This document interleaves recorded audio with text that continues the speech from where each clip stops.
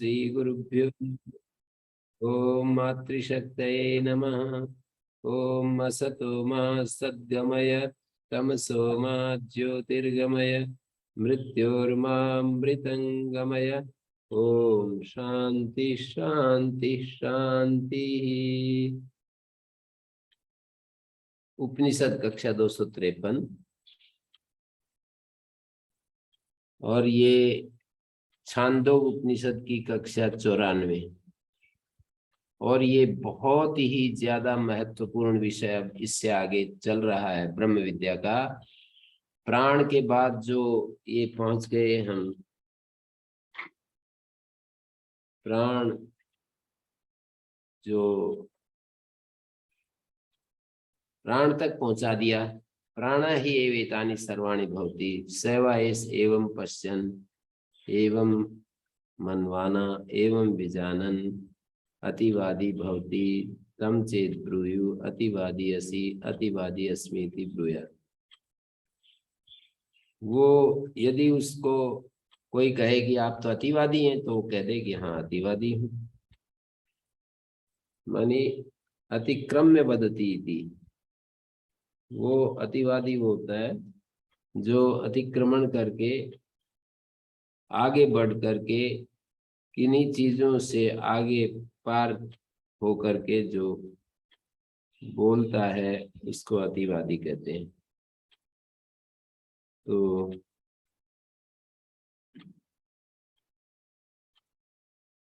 अपने आप को छोड़े नहीं, वो ये बता दिया। अपने आप को छिपाए नहीं, माने कुतर्केभ्यो विप्लावक वचनेभ्य, जो विप्लाव वचन है कुतर्क है उनसे प्राणात्मत्वम न जय्यात् इति नाप्नुहि। इस वाक्य का ये अर्थ है, कुतर्कों से विप्लावक वचनों से प्राणात्मत्वम न जय्यात्, प्राणात्म भाव को न त्यागे कि मैं प्राणात्म भाव को प्राप्त नहीं हूँ। जो कोई कुतर्क बोल दे, कोई विप्लावक वचन का प्रयोग करे तो उससे फिर वो अपने आप को ऐसा ना करे कि जी हाँ आप ठीक है, उनके बहकावे में न आए। न आपनोहित, इसका इस अपनोहित श्रुति वाक्य का ये अर्थ है कि प्राणात्मत्व न जय्यात्, अपने प्राणात्म भाव को जो उसने उपलब्ध किया है, कोई यदि कोई दूसरी बात कहे तो उसको वो छोड़े नहीं, वो उसको त्यागे नहीं, अपनी स्थिति को छोड़े नहीं, क्योंकि वास्तव में तो वो उस स्थिति को प्राप्त हो गया है। और कोई उसको विप्लावक वचन बोले, कुतर्क करे और उससे वो डिग जाए तो ये ठीक बात नहीं होगी। उस ज्ञानी के लिए, उस साधक के लिए ये अच्छी बात नहीं होगी कि किसी के कुतर्कों में आकर के अपनी स्थिति को छोड़ दे। हाँ आप ठीक कह रहे हो, ऐसे कुतर्कों में आकर के आदमी ऐसे बोल बैठता है ना कि हाँ जी बिल्कुल ठीक कह रहे हो। तो कह रहे हैं कि कुतर्कों से दे, उसको कोई अपनी स्थिति से डिगाए तो वो विचलित ना हो। ये आखिरी में ना नापनुहीत, अपन्भ न करे, मानी अपने आप को उस स्थिति से डिगाए नहीं। तम चेत ब्रूयु अतिवादी असि अतिवादी अस्मि इति ब्रूयात्। आप अतिवादी हो, अतिवादी हैं तो वो कहे कि हाँ अतिवादी हूँ। अतिवादी हूँ का मतलब ये है कि सभी से आगे बढ़कर उसने प्राणात्म भाव को प्राप्त कर लिया है। नाम की उपासना से चलकर और प्राण तक पहुंच गया, प्राणात्म भाव को प्राप्त हो गया है वो। तो सबका अतिक्रमण करके, अर्थात इससे बड़ा क्या, इसके बड़ा क्या, इससे बड़ा क्या, ये एक श्रृंखला है ना। कितने चीजें यहाँ पार कर गए तो हम देखेंगे तो इसमें यह आएगा कि वो नाम, नाम से बड़ा वाक, वाक से बड़ा मन, मन से बड़ा गिनते जाना, मन से बड़ा संकल्प, 4 हो गए। संकल्प से बड़ा चित्त, 5 हो गए। संकल्प से बड़ा चित्त 5, ध्यान 6, और ध्यान से बड़ा विज्ञान 7, और बल 8, अन्न 9, और अन्न से बड़ा जल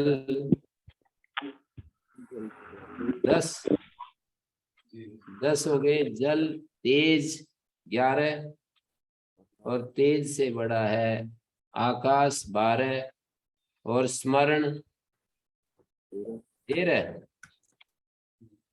और आशा 14, और 14 सीढ़ियों को पार करके 15वीं सीढ़ी प्राण है। ये 15वीं सीढ़ी है प्राण। तो इनको समझने के लिए, अपने समझने के लिए एक श्रृंखला में यहाँ पर लिख सकते हैं कि वाक, नाम, वाक। समझने के लिए केवल हम ऐसे लिख सकते हैं कि वाक, नाम इत्यादि। फिर उसको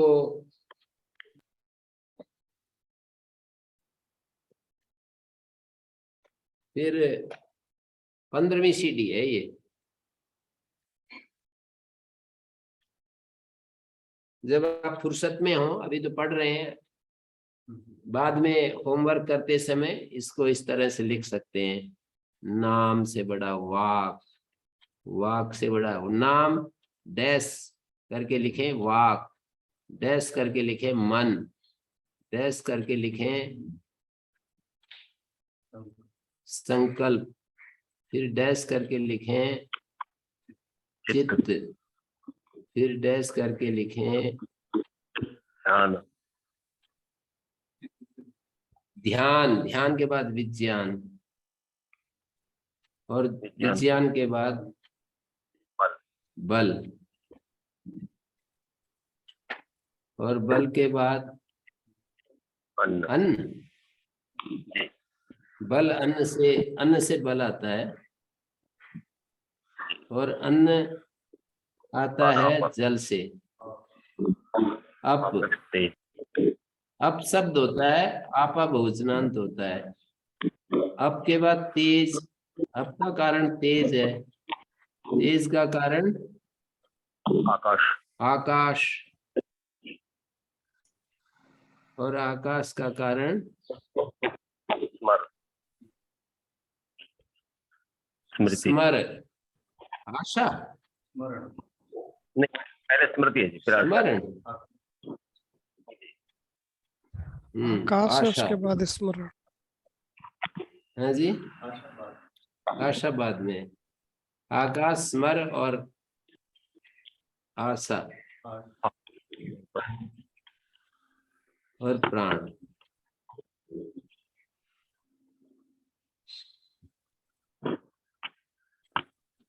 ये इस तरह से 15वीं सीढ़ी है। तो इसको प्राप्त कर लिया उसने, प्राणात्म भाव को प्राप्त कर लिया, और वो प्राण का स्वरूप भी समझ लिया कि हमारा जो संघात रूप है ना, सूक्ष्म लिंग संघात, ये प्राण है, प्रज्ञात्मा। प्रज्ञात्मा जो है प्राण है, जिसमें कि परादेवता अनुप्रविष्ट हुई है। परादेवता मानी जो शुद्ध चैतन्य, उसको परादेवता कहते हैं। शुद्ध चैतन्य के अंदर सारे जो विशेषताएं हैं, चैतन्य के अलावा सारी विशेषताएं हट जाती हैं। ये भी एक बात समझने की है। स्वामी दयानंद और इस उपनिषद की व्याख्या को पढ़ते पढ़ते तुलनात्मक अध्ययन कर रहे हैं ना, तो उससे स्पष्टता हो जाती है। ये नहीं कि ये ठीक है ये गलत है, ऐसा करके मत सोचो, बिल्कुल व्याख्या मत, इसका अध्ययन मत कीजिए कि ये ठीक है पहले ही, ये ठीक है ये गलत है, ऐसा करके नहीं। ये क्या कह रहे हैं, वो क्या कह रहे हैं, समझने की कोशिश करें। पहले ही आप एकदम से उसको नकार देते हैं कि नहीं ये ठीक है, ये गलत है। ये ठीक और गलत शब्द ही नहीं आने चाहिए, मतलब वो कह क्या रहे हैं उसको समझने की कोशिश करनी चाहिए। तो महर्षि दयानंद ने शुद्ध चैतन्य नाम की किसी चीज को स्वीकार नहीं किया है कि शुद्ध चैतन्य अकेला भी कोई चीज है। वो हमेशा चैतन्य को उस सामर्थ्य से युक्त ही देखते हैं, हमेशा हमेशा। इसलिए उन्होंने ईश्वर शब्द का प्रयोग किया है, कभी भी शुद्ध चैतन्य शब्द का प्रयोग नहीं करेंगे। ईश्वर शब्द का प्रयोग किया है, और ईश्वर का मतलब समस्त सामर्थ्यों से युक्त।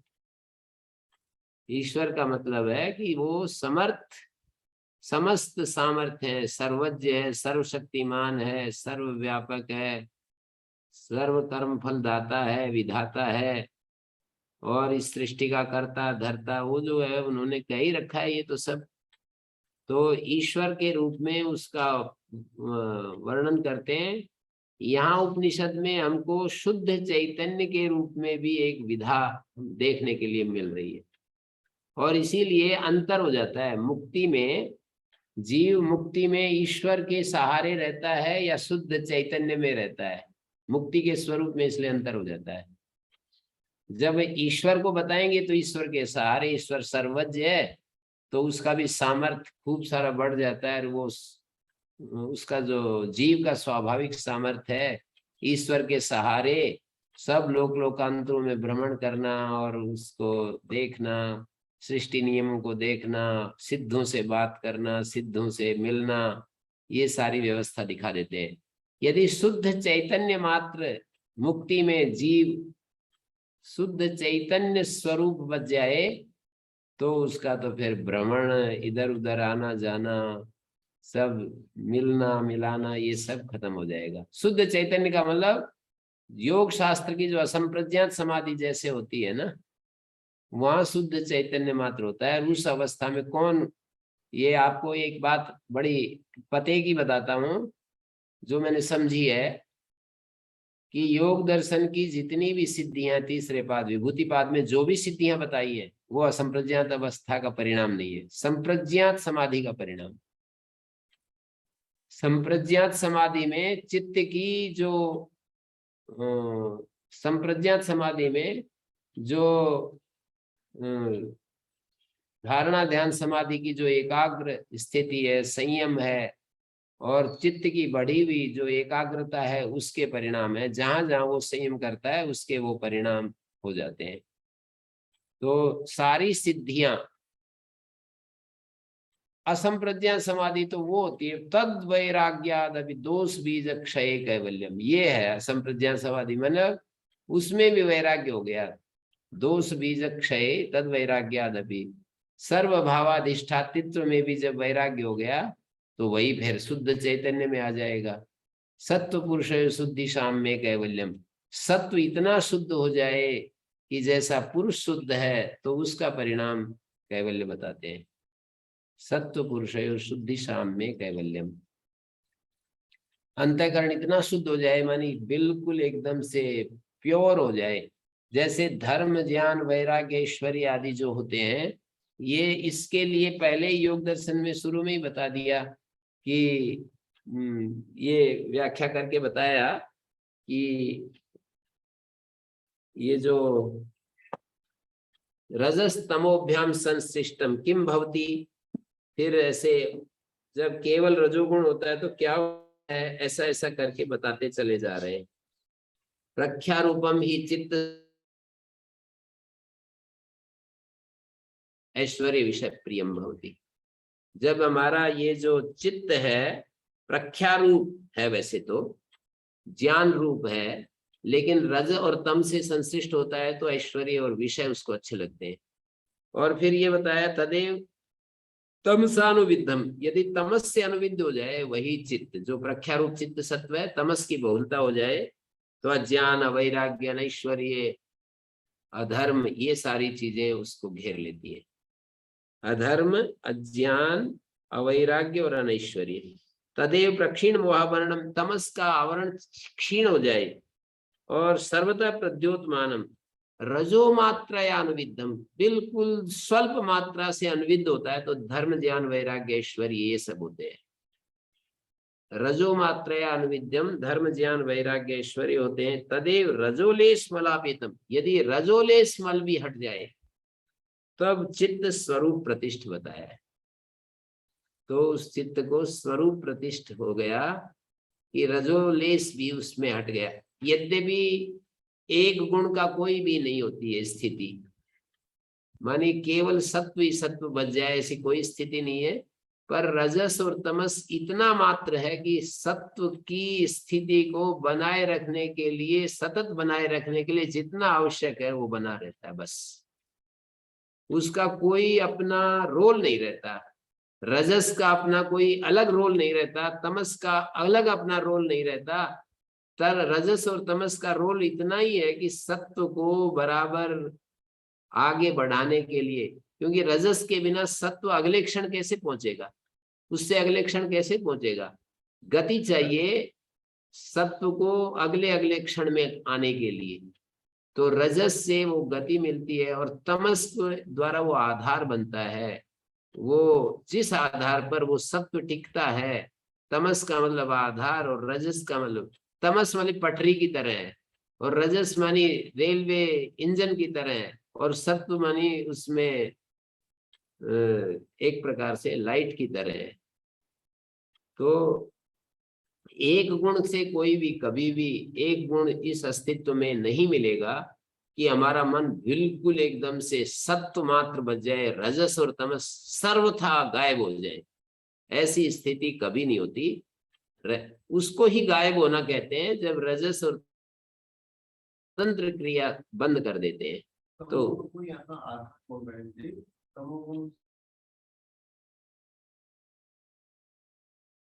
अधिक जब हो जाता है ना तब निद्रा आदि आते हैं, आलस्य आते हैं। पर मैं जब ये बात कह रहा हूं कि सत्व की प्रकर्षतम अवस्था, प्रकृष्टतम अवस्था में भी तमोगुण रहता है, सत्व की प्रकृष्टतम अवस्था में भी रजोगुण रहता है।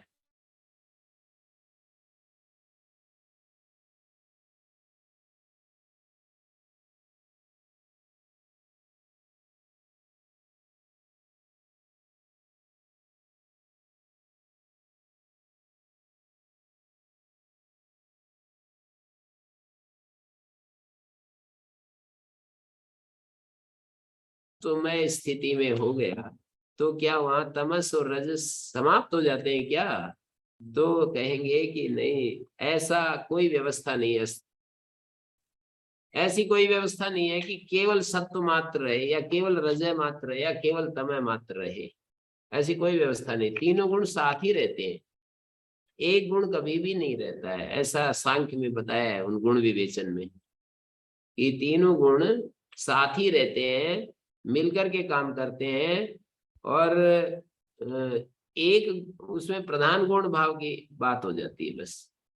जिस व्यक्ति को हम सात्विक कह रहे हैं, सात्विक चित्त बता रहे हैं, इसका मतलब सत्व प्रबल है, सत्व प्रधान है। राजसिक कह रहे तो रजस प्रधान है, तामसिक कह रहे तमस प्रधान है। ये तो गुणों का विवेचन है, सात्विक राजसिक तामसिक। लेकिन यहाँ जो कहते चले जा रहे हैं, देखिए सबसे पहले का प्रख्या रूप है। वैसे तो चित्त सत्व हमारा ज्ञान रूप है, प्रख्या रूप का मतलब ज्ञान रूप है। लेकिन जब रजस और तमस से युक्त होता है, अर्थात उसमें रजस तमस बाहुल्य होता है, तो क्या चीजें अच्छी लगती हैं? तो बोले उसको ऐश्वर्य अच्छा लगता है, उसको विषय अच्छे लगते हैं। और आजकल जिसको भी देखो तो ऐश्वर्य और विषय अच्छा लगता है, तो इसका मतलब हमारा चित्त रजस तमस बहुल है। रजस तमस बहुल होने पर उसको ऐश्वर्य अच्छा लगेगा और उसको विषय अच्छे लगेंगे, शब्द स्पर रूप रस गंध आदि मन के विषय सम्मान इत्यादि जो है वो अच्छे लगेंगे। उसके बाद दूसरे नंबर पर कहा कि वही तमसानुविद्ध जब हो जाता है, रजस तमस दोनों से युक्त होता है, तो सामान्य रूप से कहा कि ऐश्वर्य विषय अच्छे लगते हैं। लेकिन एक तमोगुण खूब बढ़ जाए, प्रख्या रूप जो चित्त सत्व है उसमें तमोगुण खूब बढ़ जाए तो क्या परिणाम होंगे? तो बोले अधर्म, अज्ञान, अवैराग्य, अनैश्वर्य। अनैश्वर्य शब्द का अर्थ होता है चित्त की जो इच्छा शक्ति है वो अत्यंत शिथिल हो जाती है। ऐश्वर्य का मतलब होता है चित्त की प्रबल इच्छा शक्ति होना, और अनैश्वर्य का मतलब होता है चित्त की जो इच्छा शक्ति है ना वो ढीली ढाली हो जाना। तो तमसानुविद्ध अवस्था में क्या होता है, अधर्म, अज्ञान, अवैराग्य और अनैश्वर्य। अवैराग्य मानी खूब राग बढ़ जाता है, अज्ञान बढ़ जाता है। अज्ञान का मतलब ये समझिए कि शरीर को ही अपना स्वरूप समझता है, अस्मिता क्लेश का जो परिणाम होता है उसी को अज्ञान यहाँ पर कह रहे हैं, कि उसको आत्मा और इसका पार्थक्य बोध नहीं होता है, एक ही दिखाई देता है ये शरीर और आत्मा और ये सब जो है ना। और अधर्म मतलब धर्म के विपरीत जो स्थिति होती है उसको अधर्म कह रहे हैं। और वही प्रक्षीण मोहावरणम, सब तरफ से मतलब तमस हट गया, और सब तरफ से प्रख्यारूप जो है ना वो प्रख्यारूप है, तो प्रद्योतमानम, सब तरफ से प्रद्योतमान है, लेकिन थोड़ा सा रजोगुण चाहिए, अनुविद्धम रजो मात्र है। तब क्या होता है बोले, धर्म, ज्ञान, वैराग्य, ऐश्वर्य, ये सब होता है। और उस रजोलेश मात्रा से भी अवगत हो जाए तो क्या होता है, स्वरूप प्रतिष्ठ होता है। ये स्थितियां बताई हैं। सत्व पुरुष अन्यथा ख्याति मात्रम धर्म में ध्यानोपगम भवती तत्परम प्रसंख्यान उच्यते। उसको परम प्रसंख्यान अवस्था का है। आगे चल करके चौथे पाद में योग दर्शन के प्रसंख्याने प्यकुशीदस्य सर्वथा विवेक ख्याते धर्म मेघ समाधि, ऐसा सूत्र बनाया।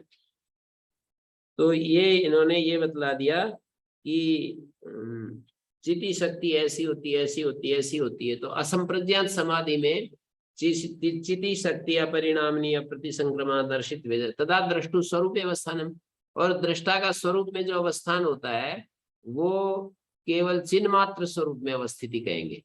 उस समय चित्त में संस्कार बच जाते हैं, ये बात अलग है, लेकिन आत्मा चित्त से अलग, चित्त तो निरुद्ध हो गया और निरुद्ध चित्त में संस्कार मात्र बच रहे हैं, और आत्मा अपने स्वरूप में स्थित हो गया। इसकी भूमिका भी यही बनाते हैं कि यदा दूसरे सूत्र, तीसरे सूत्र की भूमिका तदवस्थे चेतसी विषयाभावात, मानी ऐसा चित्त हो जब चित्तवृत्ति निरोध हो गया है तो विषय तो कोई रहा नहीं। अब बुद्धि बोधात्मा पुरुषा किन स्वभाव, बुद्धि का बोध स्वरूप जो पुरुष है, बुद्धि में जो ज्ञान आता है उसके साथ बुद्धि प्रति संवेदी कहा जाता है ना। हमेशा बुद्धि में जो भी ज्ञान आता है उसको पुरुष प्रकाशित करता रहता है, उस ज्ञान को। बुद्धि बोधात्मा, बुद्धि का बोध स्वरूप जो पुरुष है, मानी व्यवहार काल में, व्यवहार काल में विषय है नहीं और बुद्धि बोध स्वरूप बताया जाता है, उस समय पुरुष की क्या स्थिति होती है, तो कहते हैं तदा दृष्टु स्वरूप अवस्थानम, तब स्वरूप प्रतिष्ठा चिति शक्ति जैसे कैवल्य में होती है। व्युत्थान चित्ते तो सती तथापि भवंती न तथा, लेकिन व्युत्थान अवस्था में जो चित्त की स्थिति है तथापि भवंती न तथा, तथापि भवंती मानी स्वरूप प्रतिष्ठ होते हुए भी स्वरूप प्रतिष्ठ नहीं होता है। किं कारणम, किन तरी दर्शित विषयत्वात्, कहते हैं दर्शित विषय होने के कारण, क्योंकि उसके सामने विषय प्रस्तुत कर हुए हैं, विषय परोस दिए गए हैं चित्त के द्वारा, और इसलिए वहां पर वृत्ति सारूप्य स्थिति हो जाती है। वृत्ति सारूप्यम इतरत्र, मानी आत्मा की क्या स्थिति हो जाती है बोले, वृत्ति सारूप्य स्थिति हो जाती है, वृत्तियों के समान रूप। यद्यपि वृत्ति सारूप्य स्थिति में भी आत्मा अपने स्वरूप से अलग नहीं होता है, अपने चैतन्य स्वरूप से वो अचैतन्य रूप कभी भी नहीं होता है, वो चैतन्य ही होता है। लेकिन वृत्तियों का, जैसे सूर्य कभी भी असूर्य थोड़ी होता है बादलों के आने से, सूर्य हमेशा सूर्य ही बना रहता है, कितने भी बादल आए।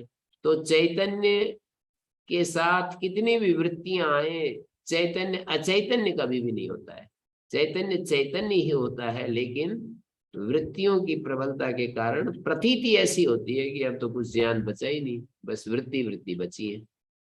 तो ऐसा यहाँ पर इसको दृष्टा का जो स्वरूप है, यहाँ पर योग शास्त्र, सांख्य शास्त्र, वेदांत शास्त्र, इन सब में आत्मा की जो स्थिति है, पर महर्षि दयानंद इस स्थिति को ईश्वर में स्थिति बताते हैं। इसलिए उन्होंने व्याख्या भी तदा दृष्टु स्वरूप अवस्थानम की व्याख्या भी महर्षि दयानंद की यही है कि जब चित्तवृत्ति मन जब सब तरफ से हटा दिया जाता है, रजोगुण तमोगुण से हटा दिया, सत्वगुण में भी आ गया, सत्वगुण से हटकर के ईश्वर में स्थित हो जाता है। ओम हाँ जी गुरुजी प्रणाम। गुरुजी दूसरे सूत्र की व्याख्या में यहाँ रजोलेश मलापेतम स्वरूप प्रतिष्ठम ये शब्द आया है, और फिर असंप्रज्ञात की स्थिति में भी लगभग वैसे ही शब्द आए हैं, विवेख्या तेरे थी। तो रजोलेश मलापेतम उसके लिए कहा है ना, चित्त के लिए। यहाँ भी स्वरूप प्रतिष्ठम कह दिया, और आगे भी स्वरूप प्रतिष्ठ चित्त के लिए कहा है। चित्त स्वरूप प्रतिष्ठ होता है चित्त में, और चित्त में कोई और मतलब आविलता मलिनता नहीं बची है।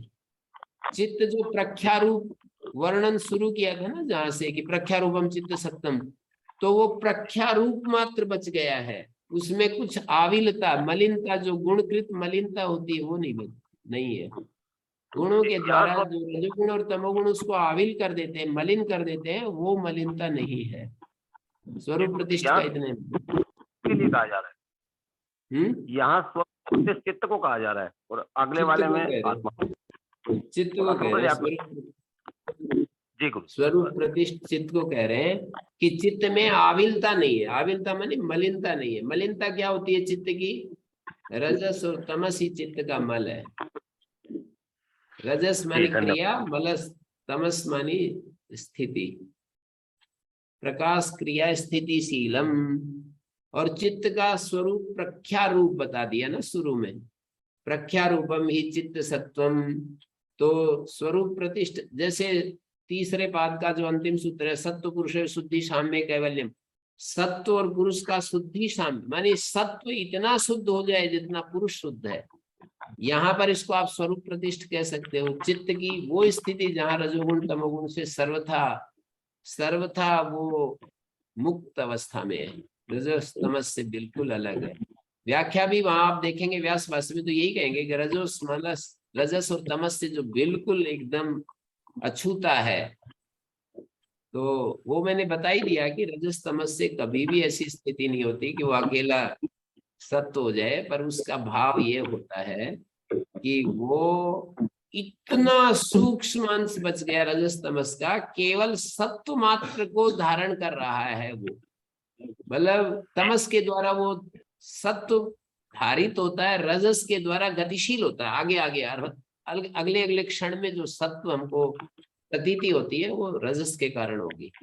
ये पत्थर की तरह थोड़ी है सत्व गुण कि एक पत्थर है उसको पकड़ करके सरकाते रहो अब आगे। रजस उसको गति देता रहता है, तमस उसको धारित करता है। तमस का काम धारण करना है, और जब तमस ही ज्यादा आ जाए तो इसका मतलब फिर ये आलस्य, निद्रा, प्रमाद, ये सब जो है ना उसके काम हो जाते हैं। मैं तो इतना बताना चाहता हूँ कि ये जो है यहाँ पर जो मुक्ति का स्वरूप या आत्म स्वरूप स्थिति, वहाँ शुद्ध चैतन्य नाम की अकेली कोई चीज स्वामी दयानंद जी नहीं देख रहे। जितना मैं मतलब विवेचन किया है, समझा है, वो ईश्वर के रूप में हमेशा देखते हैं और ईश्वर में स्थिति देखते हैं। मुक्ति में ईश्वर में स्थिति है, और तदा दृष्टु स्वरूप अवस्थानम का भी इसीलिए वैसा अर्थ किया। तथा प्रत्यक्ष चेतना निगमोप्यंतराया भाव से, उस सूत्र का भी अर्थ वही कह दिया। प्रत्यक्ष चेतन मानी ईश्वर की प्राप्ति। प्रत्यक्ष चेतना निगमों पर व्यास भाष्य में और इसमें यहाँ पर सूत्र क्रम में देखने से ईश्वर प्रणिधान को उन्होंने साधन बनाया, और उसका साध्य है स्वरूप प्राप्ति।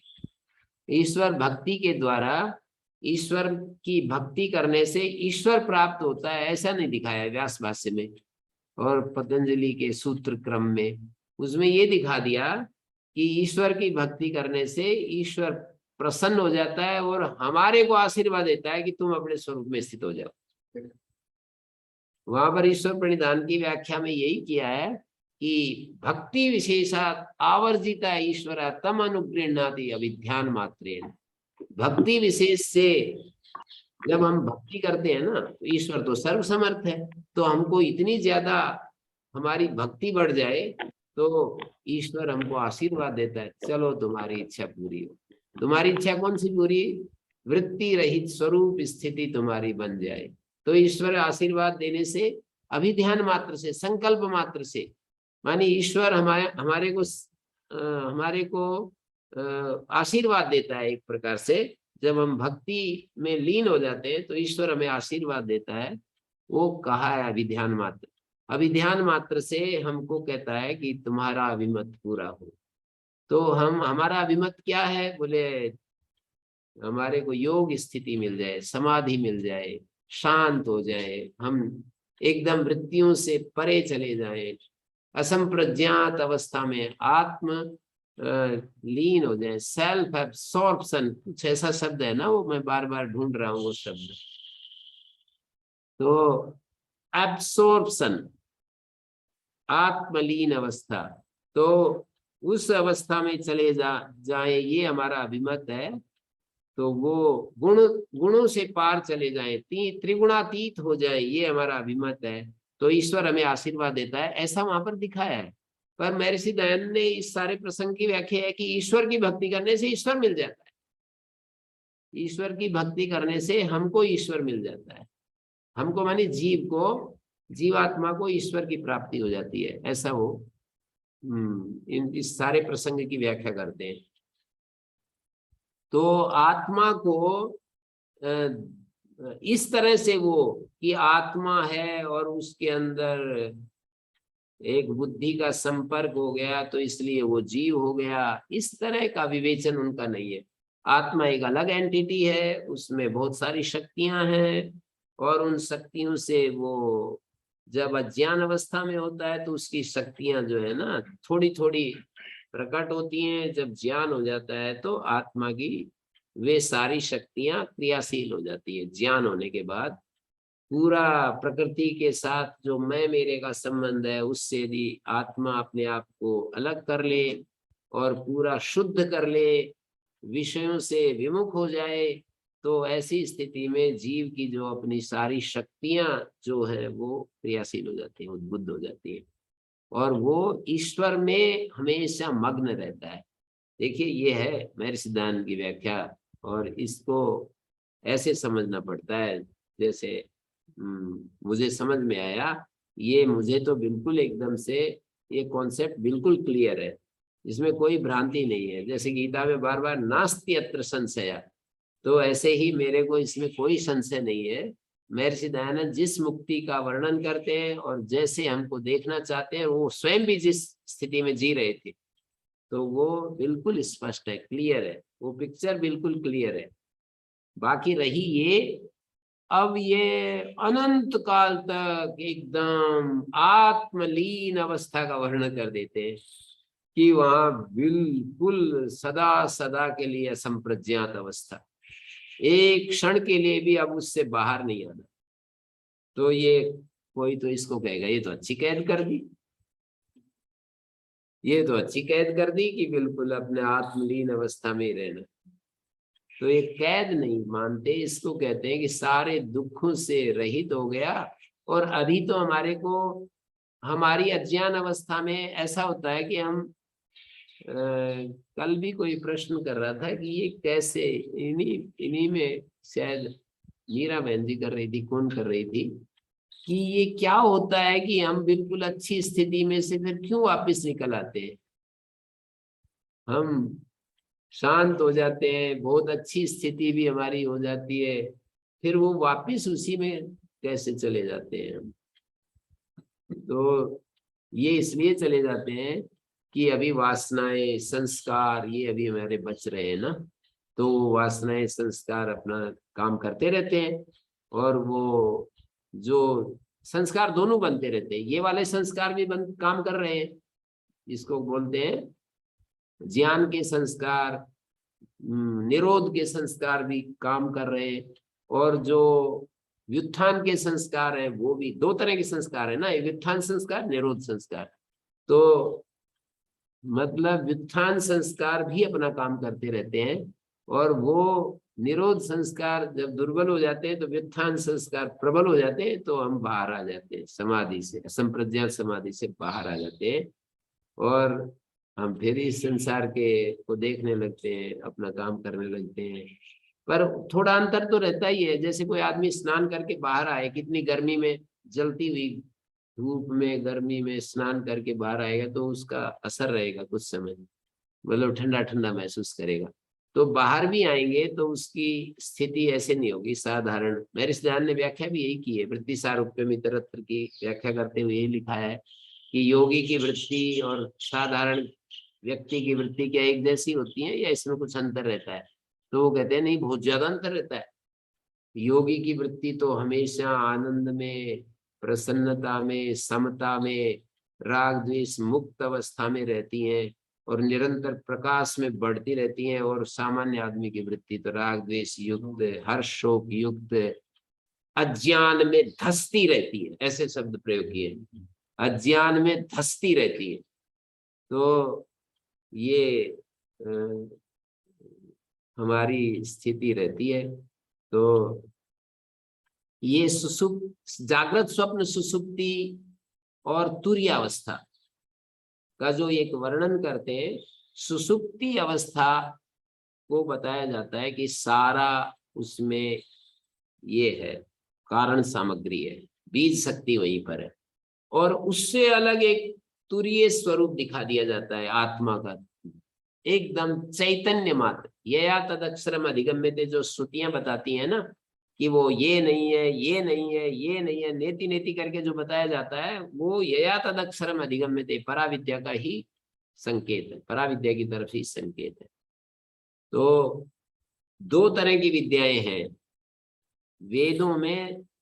वेद जिसको मूल संहिता कहते हैं, उसमें कुछ सूत्र ऐसे मिलते हैं जो पराविद्या का हमें संकेत देते हैं, और ज्यादा मंत्र ऐसे हैं जो कर्म के और उपासना के हैं। कर्म जो है वाचिक और शारीरिक होता है, उपासना मानस कर्म होता है। तो अधिक मंत्र कर्म और उपासना के हैं, कुछ मंत्र बीज रूप में, संकेत रूप में पराविद्या के भी मिलते हैं। उसका साक्षात जो स्वरूप बताया है आत्म तत्व का, वो पराविद्या के अंतर्गत आएगा। बाकी उपासना परक मंत्र और कर्म परक मंत्र अधिक है। ज्ञान कर्म उपासना तीन चीजें होती हैं। तो कर्म उपासना के बहुत ज्यादा मंत्र है, बहुत ज्यादा, ढेर सारे मंत्र हैं। और ज्ञान परक जो मंत्र है वो, मानी ज्ञान मैं उसको कहता हूँ जो आत्मा का स्वरूप बताने वाले हैं। जैसे कि ईशोपनिषद में 5 मंत्र, अनेज देकम से लेकर सपर्यगात शुक्रम कायम, ये आत्मा के स्वरूप को बताने वाले मंत्र हैं। ऐसे ही वेनस तत्पस्य नीतम तदेव अग्निस्तदादित्यस्तद्वायुस्तद चंद्रमा तदेव शुक्रम तद ब्रह्म तापासत प्रजापति नैनमूर्धम न तिर्यंच न बद्धे परिजग्रभद सर्वे निमेषा जज्जीरे विद्युत पुरुषादधि। इस तरह से जो 31वें अध्याय में जो दिए हैं, तो वो आत्मा के स्वरूप को बताने वाले भी कुछ मंत्र हमको मिलेंगे। ढूंढने से, बहुत प्रयास करने से हमको आत्मा के स्वरूप बोधक मंत्र मिलेंगे। ज्ञान कर्म उपासना, ज्ञान शब्द पहले नहीं आता है, कर्म उपासना ज्ञान, ये क्रम महर्षि दयानंद ने भी रखा है। कभी भी वो ज्ञान कर्म उपासना नहीं बोलते, कर्म उपासना ज्ञान। महर्षि दयानंद के ग्रंथों में हमेशा यही क्रम मिलेगा। ज्ञान जब बोलते हैं, ज्ञान कर्म उपासना, तो इसका मतलब ये होता है कि कर्म का ज्ञान और उपासना का ज्ञान, कर्म की विधि और उपासना की विधि। जब हम ज्ञान कर्म उपासना बोलते हैं तो उसका अर्थ ये होता है कर्म की विधि क्या है, उपासना की विधि क्या है, और उसके परिणाम स्वरूप जो ज्ञान है उसको आप विज्ञान कह सकते हैं। तो ज्ञान कर्म उपासना विज्ञान, इस तरह से आपको बोलना पड़ेगा। यदि आपको 4 शब्द बोलने हैं तो ज्ञान कर्म उपासना विज्ञान। और ज्ञान कोई अलग चीज नहीं है, शब्दों के माध्यम से शास्त्र के द्वारा जो कर्म और उपासना की विधि बताई गई है और उसका फल बताया गया है, उसका परिणाम बताया, कर्म और उपासना से क्या मिलता है, ये सब जो बताया है, उसके साधक बाधक बताए गए, वो सब ज्ञान के अंतर्गत आएगा। और उस कर्म उपासना के परिणाम में जो हमें मिलता है उसको विज्ञान कह दीजिए, यदि 3 शब्द बोलेंगे तो कर्म उपासना ज्ञान ऐसे बोलना पड़ेगा। 4 शब्द बोलेंगे तो ज्ञान कर्म उपासना विज्ञान बोलना पड़ेगा। और ज्ञान कोई अलग चीज नहीं है, ज्ञान का मतलब वही कर्म और उपासना की विधि, साधक बाधक ये सब बताना, और उसके परिणाम में जो उपलब्ध होता है वो ज्ञान उपलब्ध होता है। ज्ञान का मतलब स्वरूप उपलब्धि या ईश्वर प्राप्ति। महर्षि दयानंद उसको ईश्वर प्राप्ति कहते हैं।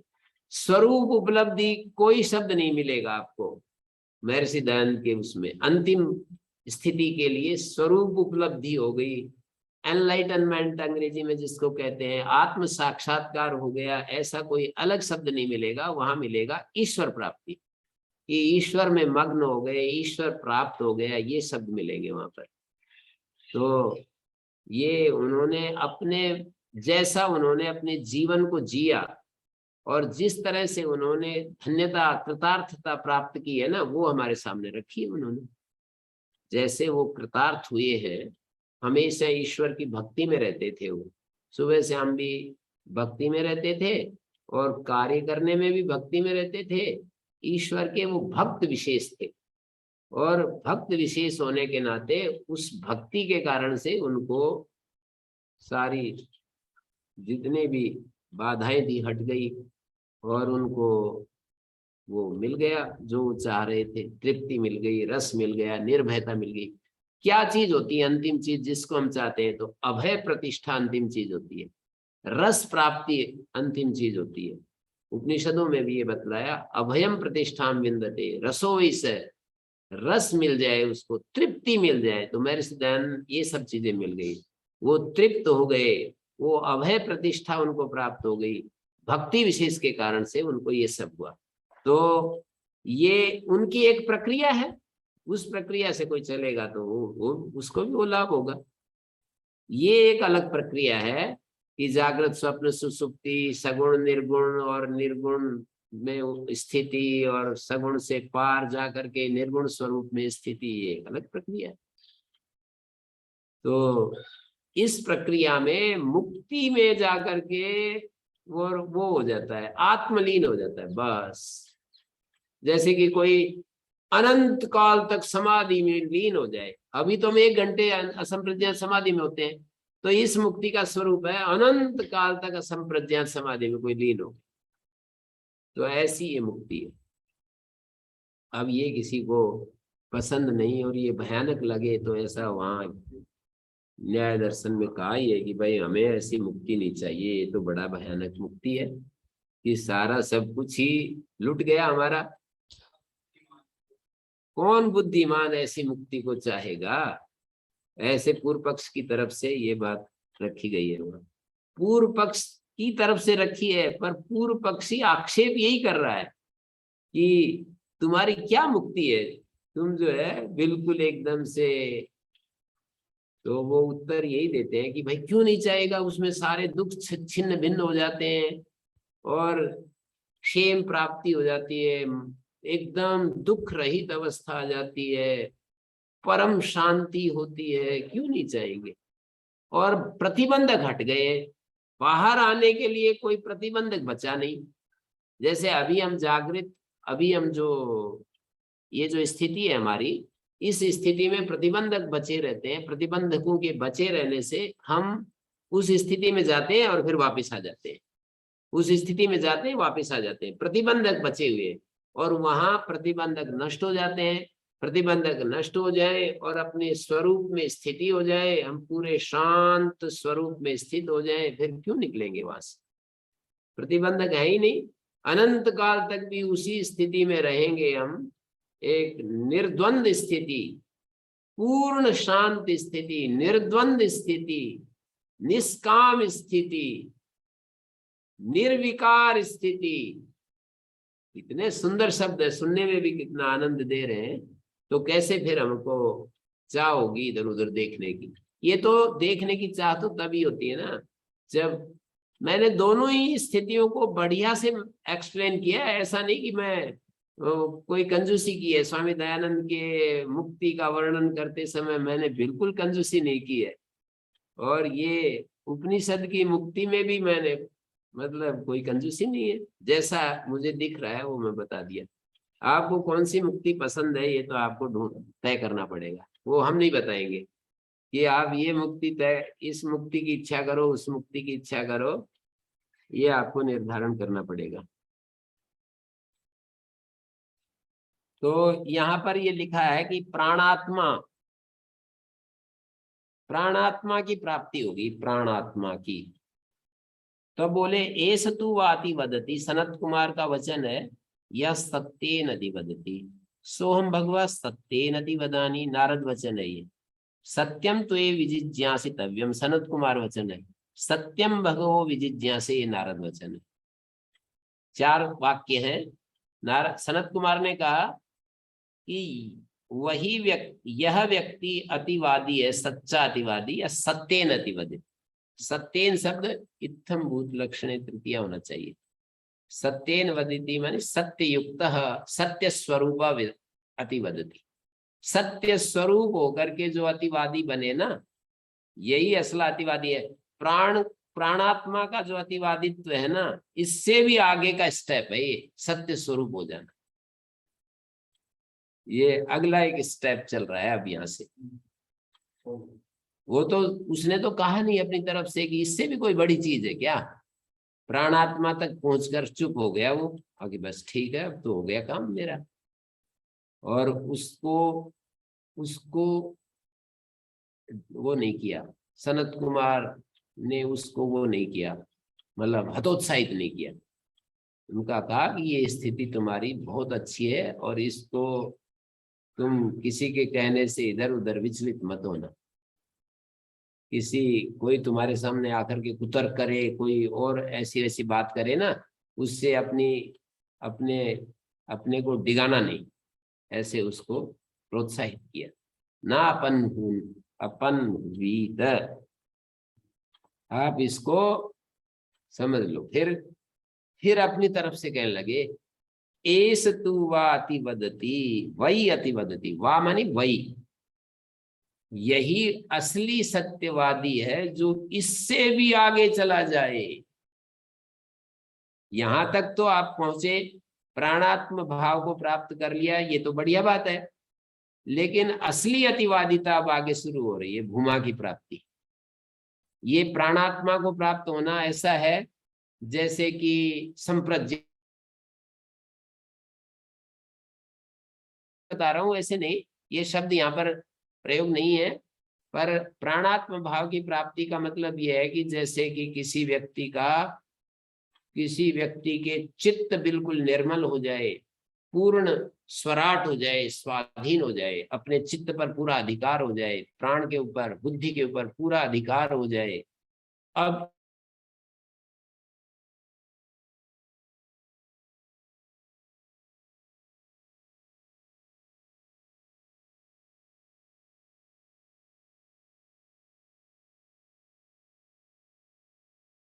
भाव के ये होता है कि हमारी बुद्धि बिल्कुल शुद्ध हो गई है और हमारी क्रिया शक्ति और ज्ञान शक्ति बिल्कुल निर्मल हो गए हैं और हमारा चित्त की शक्तियां ऐसी हो गई कि हम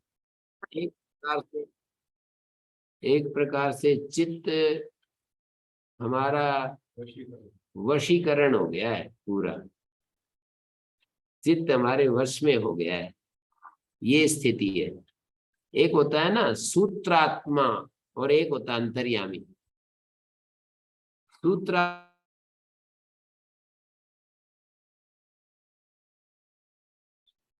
सूत्रात्मा की उपलब्धि, अंतर्यामी की उपलब्धि। तो सूत्रात्मा की उपलब्धि वहां पर ये कहा है कि हम वहां गए थे और वहां पर ऐसे ऐसे था। तो आप याज्ञवल्क्य को प्रश्न कर रहे हैं, वो 3रे अध्याय में ना बहुत सारे प्रश्न किए। उन प्रश्नों में बृहदारण्यक में ये प्रश्न बताया कि हम जो है वहां पर गए थे,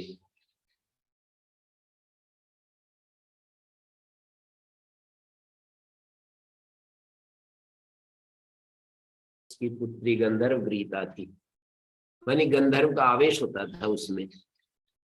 तो वो उसने कहा कि क्या तुम उस जिससे सारे लोगों को पकड़ रखा है, उसको जानते हो? हम उसने भी कह दिया कि नहीं हम तो नहीं जानते, हमने भी कह दिया हम नहीं जानते।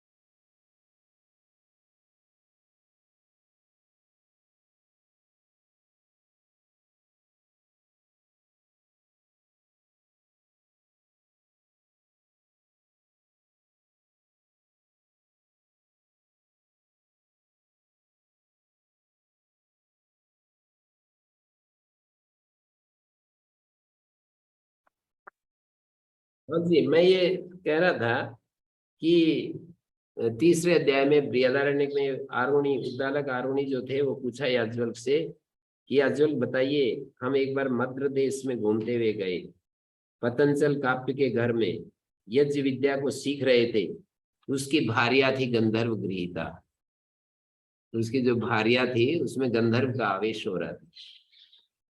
तम अपृच्छा में को असी, तम अपृच्छा में को असी, तो हमने उनसे पूछा, उसकी भार्या से पूछा जो गंधर्व गृहीता थी ना, कि तुम कौन हो? तो बोला कबंद अथर्वण। उसने जवाब दिया कि मैं कबंद अथर्वण हूं। मतलब कबंद अथर्वण उसकी भार्या में आया हुआ, सो अब्रवीत कबंद अथर्वण भार्या है। और इसमें अभी आजकल भी ऐसा होता है कि वो महिला में आ रहा है पर पुरुष की आवाज में बोलेगा, वो महिला की आवाज बदल जाएगी। हाँ, तो उन्होंने कबंद अथर्वण बोला। तो अब स्वब्रवीत पतंजलम काव्यम याज्ञिकांश्च, और हम जो याज्ञिक थे उन सबको स्वब्रवीत पतंजल, मानी वो कबंद अथर्वण जो उसमें आवेशित हो रहा था भार्या में, उसने पतंजल काव्य को भी कहा और याज्ञिकों को भी कहा कि वेत्थनो त्वम काव्य, हे काव्य तुम उस सूत्र को जानते हो जिससे कि अयम च लोका परस्य लोका सर्वाणि च भूतानि संदिग्धानि भवन्ति। ऐसा प्रश्न कर दिया। कबंद अथर्वण जो भार्या में आवेशित हो रहा था, तो उसने ये पूछा कि काव्य तुम उस सूत्र को जानते हो जिसने सारे लोगों को पकड़ा हुआ है, ग्रथित किया हुआ है। ये नयम च लोका परस्य लोका, ये लोग परलोक सर्वाणि च भूतानि संदिग्धानि भवन्ति, सो अब्रवीत पतंजल काव्यो नाहम तद भगवन वेद। पतंजल काव्य ने कहा कि मैं तो नहीं जानता। हम याज्ञिक लोगों में ने कहा कि हम भी नहीं जानते। तो सो अब्रवीत पतंजलम काव्यम याज्ञिकांश्च, हम याज्ञिक लोग थे, हम सबको, कौन कह रहा है ये? उद्दालक आरुणि कह रहा है कि हम सब, उनका नेता है ना याद, उद्दालक आरुणि जो है याज्ञिकों का लीडर बना हुआ है। तो कहा कि हम सब ने भी कहा हम भी नहीं जानते। तो उसने हम सब के सामने फिर ये विद्या बताई। कबंद अथर्वण ने हम सबको और काव्य को, पतंजल काव्य जो उसके पति थे ना, भार्या के पति थे, पतंजल काव्य को और हम सब याज्ञिकों को उसने कहा कि सुनो, वेत्थनु त्वम काव्य तम अंत। उन्होंने क्या कहा? सो अब्रवीत पतंजल काव्यम याज्ञिकांश्च। हाँ, एक प्रश्न साथ साथ और भी कर दिया उसने कि क्या तुम अयम च लोका परश्च लोका सर्वाणि च भूतानि येन वेत्थनु तुम काव्य तत्सूत्रम, काव्य तुम उस सूत्र को जानते हो, येन अयम च लोका परश्च लोका सर्वाणि भूतानि संदिग्धानि। तो हम सब ने कहा तो नहीं जानते। फिर एक प्रश्न और कर दिया, वेत्थनु तुम काव्य तम अंतर्यामिणम इमं च लोकम परम च लोकम सर्वाणि च भूतानि यो अंतरो यमयति। तुम उस अंतर्यामी को जानते हो जो इस लोक में, परलोक में और सब भूतों में भीतर रहता हुआ सबका नियमन कर रहा है। ऐसे कर दिया, अंतर्यामी को जानते हो क्या? तम अंतर्यामिणम या इमं च लोकम परम च लोकम सर्वाणि च भूतानि अंतरो यमयति, जो भीतर रहता हुआ और नियमन कर रहा है।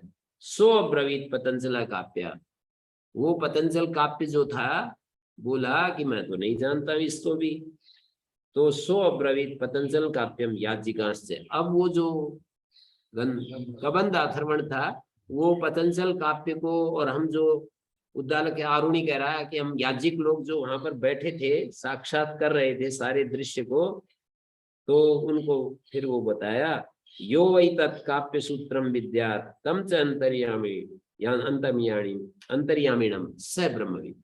उसने कहा कि जो इस सूत्र को जानता है ना, जिसने सारे लोगों को संदिग्ध किया हुआ है, पकड़ा हुआ है, बिखरने नहीं देता जो, और जो अंदर रहता हुआ सबका नियमन कर रहा है, कहते हैं यो वै तत्काप्य सूत्रम विद्यात् तम च अंतर्यामीणम विद्यात्। उस अंतर्यामी को जो जानता है, उस सूत्र को जो जानता है, स ब्रह्मविद स लोकविद स देवविद स वेदविद स भूतविद स आत्मविद स सर्वविद। सब कुछ कितने एक ही साथ में सारी विशेषताएं इकट्ठी कर दी। जो उस सूत्र को जानता है, जो उस अंतर्यामी को जानता है, वही लोकविद है, वही वेदविद है, वही सर्वविद है, वही वेदविद है, वही क्या क्या ये शब्द डाले हैं यहाँ पर, आत्मविद है, ब्रह्मविद है, लोकविद है, देवविद है, देवताओं को भी वही जानता है, वेदविद है, भूतविद है, आत्मविद है, सर्वविद है। तेभ्यो ब्रवीत तदम वेद। तो उन हम सब के लिए उसने फिर ये व्याख्यान करके बताया है? और मैं भी उसका साक्षी था। उद्दालक आरुणि कहता है याज्वल तुम बताओ अब कौन वो सूत्र है, कौन वो अंतर्यामी है। यदि नहीं बताओगे तो ये गाय नहीं ले जा सकते आप। ऐसे यहाँ कथा आई है बृहदारण्यक में। तच्चेतम याज्वल सूत्रम अविद्वान, सूत्र को न जानते हुए, तम च अंतर्यामीणम अविद्वान, और उस अंतर्यामी को न जानते हुए, ब्रह्म गवीर उदज से, ये ब्रह्म गवी उदज से, ये इन गायों को हाँक करके ले जा रहे हो, ये ठीक नहीं होगा। मूर्धा ते विपतिष्यति। तो अब याज्वल्क ने कहा वेद वाहम गौतम तत्सूत्रम तम च अंतर्यामिनम। मैं उस सूत्र को भी जानता हूँ, उस अंतर्यामी को भी जानता हूँ। इदम कश्चित बुरा। बोले ये तो सब कहते रहते हैं जानता हूँ, बताओ कुछ इस बारे में। आपने कहा कि मैं जानता हूँ, ये तो सभी बोलते रहते हैं मैं जानता हूँ, आप बताइए, ऐसे थोड़ी होगा। यथा वेत्थ तद्ब्रूहि वायुर्वा तद्गोत्रम। ऐसे उत्तर दिया फिर कि वायु वो सूत्र है, प्राणात्मा जिसको कहा है ना, अनेज देकम मनसो जवियो नयन देवाम आप्नुवन पूर्वमर्षत तद्धाव तो अन्यान तिष्ठत तस्मिन् अपो मातरिश्वा ददाति। तस्मिन् अंतर्यामिणी सति मातरिश्वा अपो ददाति। तस्मिन् अपो मातरिश्वा ददाति। ये जो तस्मिन् शब्द है वो अंतर्यामी की तरफ इशारा है, और मातरिश्वा प्राणात्मा की तरफ है। अपो ददाति कर्म कुरुते। अपो ददाति का मतलब कर्म कर रहा है। अब शब्द कर्म का विभाषक होता है। तो तस्मिन् अपो मातरिश्वा ददाति, तस्मिन् माने उस अंतर्यामी के होने पर, उस शुद्ध चैतन्य के होने पर, ये मातरिश्वा, ये जो प्राणात्मा है, ये जो सूत्रात्मा है, ये अपो ददाति अपने काम कर रहा है। तस्मिन् अपो मातरिश्वा ददाति, ये सूत्रात्मा काम कर रहा है। ये ईशोपनिषद का चौथा मंत्र की बात कही मैंने। तो यहाँ पर इन्होंने कहा एष तू वाति वदति या सत्येनति वदति। अब यहाँ से जो है ना, यहाँ तो प्राणात्मा सूत्रात्मा हो गया। इसके आगे जो आएगा वो अंतर्यामी कह दीजिए, उसको भूमा कह दीजिए, उसको नेति नेति के द्वारा जो ज्ञातव्य है वो कह दीजिए, शुद्ध चैतन्य कह दीजिए, कोई शब्द रख दीजिए। इन्होंने भूमा रखा है इस प्रकरण में, इन्होंने भूमा शब्द रखा है इस प्रकरण में। सत शब्द का प्रयोग किया, सत्येन अति वदति। तो फिर बोले कि सत्येन माने परमार्थ सत्य विज्ञान वत्तया अति वदति। परमार्थ सत्य विज्ञान के रूप में जो जानता है। सो हम त्वाम प्रपन्नो भगवन, मैं आपकी शरणागत हूँ, ठीक है आप मेरे को ये विद्या भी दे दीजिए। तो फिर वो बोले यदा वही विजानाति यत् सत्यम वदति। जब कोई व्यक्ति जानता है तब सत्य बोल पाता है। विजानाति यत् सत्यमति, जैसे मैं उपनिषद के बारे में जानता हूं तो मैं इसका यथार्थ व्याख्यान करूंगा ना, मैं जानूंगा नहीं तो कैसे करूंगा। न अभिजानन सत्यम वदति, बिना जानते हुए जैसी जैसी है उसको कैसे बताएंगे। विजानन एव सत्यम वदति विज्ञानम त्वे विजिज्ञासितव्यम। तो उन्होंने कहा, सनत कुमार ने कहा कि विज्ञान की खोज करनी चाहिए। तो नारद कहता है ठीक है, मैं विज्ञान की खोज करूंगा। विज्ञानम भगवो विजिज्ञासे, ये सनत कुमार ने ये शुरू की। यदा वही विजानाति यत् सत्यम वदति न विजानन सत्यम वदति विजानन एव सत्यम वदति, ये सनत कुमार की बात आई। और ये भी सनत कुमार की, विज्ञानम तो ये विजिज्ञासितव्यम, विज्ञान की तुम्हें खोज करनी चाहिए। आखिरी में एक वाक्य विज्ञानम भगवो विजिज्ञासे, ये नारद का वचन है कि ठीक है भगवान, मैं विज्ञान की खोज करूंगा। तो वो फिर यहां से आगे यदा वही मनुते, ये कहता है विज्ञान का कारण मनन है, मतलब सत्य वदन का कारण तो विज्ञान हो गया, विज्ञान का कारण मनन हो गया। यदा वही मनुते अथ विजानाति न अमत्वा विजानाति मत्वा ये विजानाति मतिस्त्वे विजिज्ञाति तव्या। यहाँ तक सनत कुमार की बात होती है। मतिम भगवो विजिज्ञासे, ये नारद की बात है कि ठीक है मुझे आप मति दीजिए, मति की, मनन की, मति मानी मनन, मनन की मैं जिज्ञासा करता हूँ। माने विज्ञान का कारण मनन है, जब मनन करता है तभी वो विज्ञान की स्थिति प्राप्त करता है। न अमत्वा विजानाति, बिना मनन किए विज्ञान नहीं आएगा। मत्वा ये विजानाति, मनन के द्वारा ही विज्ञानवान होता है। मतिस्त्वे विजिज्ञासितव्या, मति की ही, मनन की ही खोज करनी चाहिए। मनन क्या चीज है, इसकी खोज करनी चाहिए। तो मनन का कारण फिर श्रद्धा का बता दिया। यदा वही श्रद्धा दधाति अथ मनुते, जब व्यक्ति श्रद्धावान होता है तब मनन करता है। न असद दधन मनुते, श्रद्धा रहित होता हुआ मनन नहीं करेगा। श्रद्धदेव मनुते, श्रद्धावान होता हुआ ही मनन करेगा। श्रद्धात्वे विजिज्ञासितव्या, श्रद्धा, ये नारद सनत कुमार वचन है। श्रद्धा की जिज्ञासा खोज करनी चाहिए। श्रद्धाम भगवो विजिज्ञासे, ठीक है भगवान श्रद्धा की मैं खोज कर रहा हूँ। बोले यदा वही निस्तिष्ठति यत् सद्ददाति, निष्ठा, श्रद्धा का कारण निष्ठा है। जब वो बिल्कुल स्थिर हो जाता है ना किसी विषय में, निष्तिष्ठति, तब वो श्रद्धावान होता है। न अनिस्तिष्ठन सद्ददाति, जब वो डामाडोल है तो वो श्रद्धावान नहीं होता है। निस्तिष्ठन एव श्रद्ददाति निष्ठा तो ये विजिज्ञासितव्या, ये पूरा सनत कुमार का वचन है। निष्ठाम भगवो विजिज्ञासे, नारद वचन है कि ठीक है भगवान, मैं निष्ठा की खोज कर रहा हूं, आगे बताओ मेरे को। यदा वही करोति अस निस्तिष्ठति, निष्ठा का कारण कृति है। जब वो करता है तब वो स्थिर होता है। ना कृत्वा निस्तिष्ठति, कुछ करेगा नहीं तो वो स्थिर नहीं होता। जैसे कोई व्यायाम करेगा तो व्यायाम में स्थिर होगा, कोई ध्यान करेगा ध्यान में स्थिर होगा, कोई उपनिषद का स्वाध्याय करेगा तो उपनिषद ज्ञान में स्थिर होगा। हम बिना किए केवल बातों में स्थिर नहीं हो पाते, करना पड़ता है स्थिर होने के लिए। यदा वही करोति अस निस्तिष्ठति ना कृत्वा निस्तिष्ठति कृत्वा एव निस्तिष्ठति, करके ही स्थिर होता है। कृतिस्त्वे विजिज्ञासितव्या कृतिम भगवो विजिज्ञासे इति, उसने कहा कि ठीक है भगवान, मैं कृति का ही खोज कर रहा हूँ। ये कृति क्या चीज है। यदा वही सुखम लभते अथ करोति, जब सुख मिलता है तब करता है। सीधा सा गणित है। किसी आदमी को सुख मिलेगा तो करेगा, वेदांत पढ़ने का सुख मिलेगा तो वेदांत पढ़ेगा, और व्याकरण पढ़ने का सुख मिलेगा तो व्याकरण पढ़ेगा, और उपनिषद पढ़ने का सुख मिलेगा तो पढ़ेगा वो। सुखम लभते अथ करोति, सुख मिलता है माने कृति का कारण सुख दर्शन है।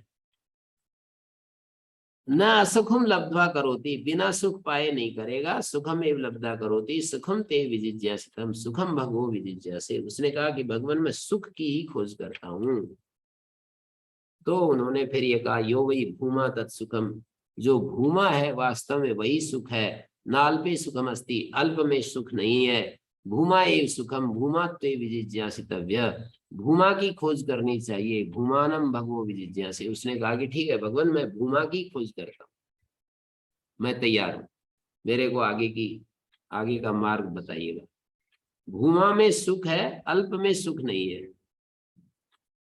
भूमा शब्द यहाँ पर भाव और भवित्री का भेद निर्देश कर दिया है। भूमा मानी महत। भूमा भाव प्रधान निर्देश है। भूमा का अर्थ बहुत होता है, पर बहुत तो जिसमें है उसको भूमा कह रहे हैं। ये मैं कई बार बता चुका हूं। यहाँ भूमा और पहले अणिमा शब्द आया है, ये दोनों भाववाचक शब्द हैं संस्कृत हिसाब से। भूमा मानी बहुत, तो यहाँ बहुत अर्थ नहीं होकर के बहु अर्थ है। यो वै भूमा तत्सुखम नाल्पे सुखम अस्ति भूमा एव सुखम भूमा ते विजिज्ञासितव्य भूमानम भगवो विजिज्ञासे। भगवान भूमा की ही मैं खोज करूं। तो यहाँ तक हो गया है मेरे ख्याल में। ये स्पष्ट हुआ होगा। आपकी तरफ से कोई प्रश्न आता है तो बोलिएगा। शेखर जी। जी गुरुजी, नहीं सब अच्छा चल रहा है गुरुजी। ऐसा कोई मेरा तो प्रश्न नहीं है अभी। माने विज्ञान सत्य, सत्य यहाँ भी एक श्रृंखला बन गई है। सत्य की खोज करनी चाहिए। सत्यम त्वे विजिज्ञासितव्यम, तो उन्होंने कहा कि सत्यम भगवो विजिज्ञासे, तो एक श्रृंखला बन गई। सत्य, सत्य के बाद सत्य का कारण विज्ञान, विज्ञान का कारण मनन, मनन को मति भी कह सकते हैं, मति का कारण श्रद्धा, श्रद्धा का कारण निष्ठा, नहीं श्रद्धा कारण निष्ठा, श्रद्धा, श्रद्धा कारण निष्ठा, निष्ठा का कारण कृति, कृति का कारण सुख दर्शन, निष्ठा कारण कृति, कृति का कारण सुख दर्शन। यही सब गुम हो जाते हैं। मतलब सुख दर्शन स्पष्ट नहीं हो पाता। वास्तविक सुख क्या है ये स्पष्ट नहीं हो पाता। दुख मिश्रित सुख को हम सुख समझ लेते हैं और फिर उसी तरह की श्रृंखला चालू हो जाती है। मतलब प्योर सुख, प्योर सुख जो है हमें देखना, खोजना पड़ेगा। भूमा ही प्योर सुख है और जितनी भी चीजें हैं वो प्योर सुख नहीं है। भूमा से विपरीत अल्प स्थिति है, तो अल्प में सुख नहीं है, भूमा ही सुख है। ओम गुरुजी, जो हम जी। यहाँ कृति के बाद सुख दर्शन है, तो ये सुख जो दुख से मिला हुआ सुख की बात कर रहे हैं कि प्योर सुख की बात कर रहे हैं कि कृति का कारण सुख दर्शन है। जितना सुख स्पष्ट होगा उतना ही उसी के अनुरूप कृति होगी हमारी, उसी के अनुरूप फिर श्रद्धा होगी, निष्ठा होगी, उसी के अनुरूप श्रद्धा होगी, उसी के अनुसार मनन होगा, उसी के अनुसार विज्ञान होगा, उसी के अनुसार सत्य की उपलब्धि होगी। मतलब यहाँ सुख दर्शन में हमें बहुत सावधानी करनी पड़ेगी। ऐसा सुख जो दुख मिश्रित नहीं है उसको ही हम सुख समझेंगे, तब हमारी यात्रा सही चलेगी। और यदि दुख मिश्रित सुख को सुख कह दिया तो हम सत्य को उपलब्ध नहीं हो पाएंगे। इन्होंने ये कहा ना कि भाई जब सुख प्राप्त होता है तब करता है, बिना सुख पाए तो कोई नहीं करता कुछ भी। सुख को प्राप्त करके ही सुखमेव लब्धा करोति सुखम त्वयि विजिज्ञासितव्यम सुखम भगवो विजिज्ञासे। उन्होंने कहा मैं सुख की खोज कर रहा हूं, तो उत्तर में यही दिया ना कि भूमा सुख है, अल्प में सुख नहीं है। भूमनि सुखम नाल्पे सुखम अस्ति भूमा यो वै भूमा तत्सुखम नाल्पे सुखम अस्ति भूमा एव सुखम भूमा ते विजिज्ञासित भूमानम भगवो विजिज्ञासे। उन्होंने ये कहा कि भूमा ही सुख स्वरूप है, भूमा में ही सुख है, अल्प में सुख नहीं है। प्रकृति अल्प है, भूमा सुख है। प्रकृति अल्प है, प्रकृति के जितने भी सुख हैं वो अल्प हैं। तो हमें प्रकृति के सुखों को त्यागना पड़ेगा, वैराग्य धारण करना पड़ेगा। वैराग्य का मतलब लाल कपड़े लेने पड़ेंगे ऐसा नहीं, मतलब वैराग्य का मतलब इन प्राकृत सुखों में अपना मुंह, प्राकृत सुखों से अपना मुंह मोड़ना पड़ेगा और बुद्धि में बिल्कुल ऐसा बिठाना पड़ेगा, बिल्कुल एक तरफा, कि ये देख लिया है मैंने, ये सब देख लिया है, इससे वितृष्ण होना पड़ेगा, एकदम पूर्ण वितृष्ण होना पड़ेगा, तब ये भूमा की स्थिति आएगी। है जी। बाकी तो हम कल पढ़ेंगे। ये मैंने बहुत एक के बाद एक स्टेप जो गिनाए, क्या सत्य, एक स्टेप सत्य है, विज्ञान, विज्ञान के बाद अगला स्टेप मनन, मनन का अगला स्टेप श्रद्धा, श्रद्धा का निष्ठा, निष्ठा का कृति, कृति का अगला स्टेप भूमा। ये 7 स्टेप है। कृति के बाद सुख। तो सत्य, विज्ञान, मनन, श्रद्धा, निष्ठा, कृति और सुख, 7 स्टेप है ये। 15 स्टेप तो प्राण तक पहुंच गए थे, ये 7 स्टेप है। 7 स्टेप में भूमा तक पहुंचा दिया। तो ये भूमा क्या है वो कल बात देखेंगे। भूमा तक पहुंच गए हम। ओम शांति शांति शांति।